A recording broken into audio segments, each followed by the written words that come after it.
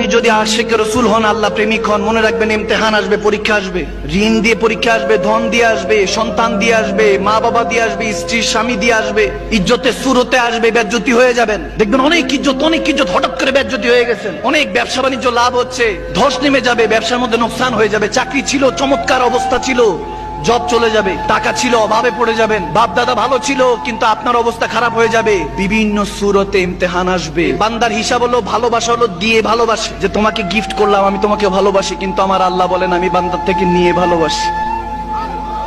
আওয়াজ দেয় না? সুবহানাল্লাহ বলবেন না?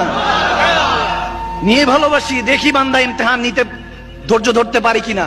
সব সময় আল্লাহর হিসাব বান্দা খেয়ালে রাখবেন। এই খেয়ালে যদি না রাখেন, কখনোই হিসাব বুঝে আসবে না। আমি একটা মিসালান হাদিসে বুখারী বলছি, বুখারী শরীফ হাদিস। হযরত কাব বিন মালিক রাদিয়াল্লাহু তাআলা একদিন আমার নবীজির কাছে এসে বলতেছে, ইয়া রাসূলুল্লাহ, আপনাকে অনেক ভালোবাসি। নবীজি যদি সামনে থাকতো, উম্মত দৌড়ায় গিয়ে কদমে ধরে বলতেন না, ইয়া রাসূলুল্লাহ, বড় ভালোবাসি। কি ভালোবাসি বলতাম না?